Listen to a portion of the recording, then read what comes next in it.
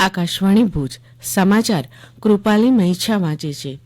પ્રધાનમંત્રી નરેન્દ્ર મોદીએ ભારત અને યુએઈ વચ્ચેના દ્વિપક્ષીય સંબંધો મજબૂત બનાવવા યુએઈના રાષ્ટ્રપ્રમુખ શેખ મોહમ્મદ બિન જાયદ અલ નહયાન સાથે ગઈકાલે મંત્રણા કરી હતી.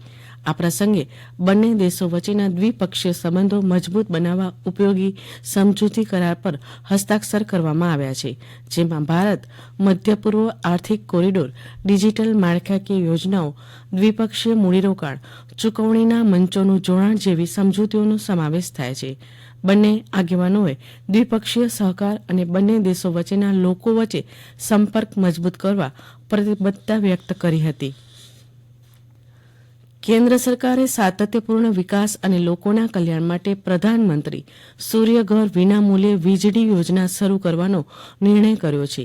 પ્રધાનમંત્રી નરેન્દ્ર મોદીએ સોશિયલ મીડિયામાં જણાવ્યું છે કે આ યોજનામાં 75,000 કરોડ રૂપિયાથી વધુનું મૂડીરોકાણની નેમ રખાઈ છે, જેના દ્વારા દર મહિને 300 યુનિટ વીજળી વિનામૂલ્યે 1 કરોડથી વધુ પરિવારોને અપાશે. આ યોજના હેઠળ નાગરિકો પર નાણાકીય ભારણ ન આવે તે માટે નોંધપાત્ર સબસિડી લોકોના બેંક ખાતામાં અપાશે, તેમજ રાહતના વ્યાજદરે બેંકના ધિરાણો પણ અપાશે. આ યોજનાને વધુ લોકપ્રિય બનાવવા પંચાયતો અને શહેરી સ્થાનિક સ્વરાજ સંસ્થાઓ પોતાના કાર્યક્ષેત્રમાં રૂફટોપ સોલાર સિસ્ટમ બેસાડવા લોકોને પ્રોત્સાહન આપશે. કેન્દ્ર સરકારે પ્રધાનમંત્રી કિસાન સન્માન નિધિ યોજનાના ખેડૂત લાભાર્થીઓ માટે ઈ-કેવાયસી ફરજિયાત કર્યું છે. આ યોજનાના જે લાભાર્થીઓને 15મો હપ્તો ન મળ્યો હોય તેવા ખેડૂતોએ 15મો અને આગામી 16મો હપ્તો મેળવવા ઈ-કેવાયસી ફરજિયાત કરાવવાનું રહેશે. ખેતી નિયામકની એક યાદીમાં જણાવ્યું છે કે કોમન સર્વિસ સેન્ટર મારફતે ખેડૂતો ઈ-કેવાયસી કરાવી શકે તે માટે 10 દિવસની દેશવ્યાપી ઝુંબેશનો આરંભ કરવામાં આવ્યો છે. ખેડૂત લાભાર્થીઓ આગામી 21 ફેબ્રુઆરી સુધી કોમન સર્વિસ સેન્ટર ખાતે બાયોમેટ્રિક પ્રમાણીકરણ દ્વારા ઈ-કેવાયસી કરી શકશે. ગ્રામ્ય કક્ષાએ ગ્રામસેવક, તાલુકા કક્ષાએ તાલુકા વિસ્તરણ અધિકારી અને જિલ્લા કક્ષાએ ખેતીવાડી અધિકારીની કચેરીએ ઈ-કેવાયસી કરાવી શકાશે.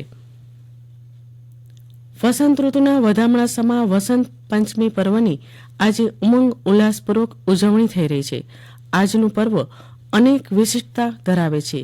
વસંત પંચમીના દિને માતા સરસ્વતીના પૂજનનો મહિમા છે. આજની પાંચમ જ્ઞાન પંચમી પણ કહેવાય છે. સ્વામિનારાયણ સંપ્રદાયમાં આજે શિક્ષાપત્રી જયંતીની ઉજવણી થાય છે.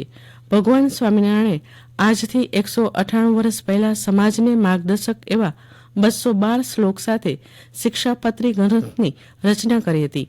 આજે લગ્ન માટે શુભ દિન ગણાય છે. ક્રાંતિવીર પંડિત શ્યામજી કૃષ્ણ વર્મા કચ્છ યુનિવર્સિટીને 5મા નિયમિત કુલપતિ મળ્યા છે.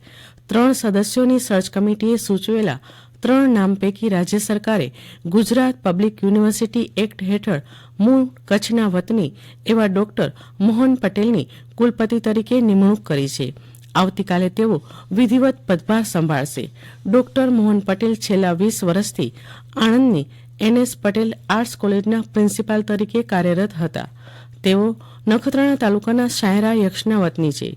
ઇકોનોમિક્સમાં બેન્કિંગ વિષય પર PhDની ઉપાધિ પ્રાપ્ત કરનાર ડોક્ટર પટેલે આણંદની સરદાર પટેલ યુનિવર્સિટીમાં 2014-15માં 2 વર્ષ રજિસ્ટ્રાર તરીકે પણ સેવા આપી ચૂક્યા છે.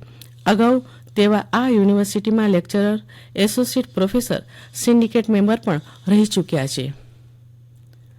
સંયુક્ત પ્રવેશ પરીક્ષા JEE મેન્સના ગઈકાલે જાહેર થયેલા પરિણામમાં 100 ગુણ મેળવનાર 23 વિદ્યાર્થીઓમાં ગુજરાતના 1 વિદ્યાર્થીનો સમાવેશ થાય છે.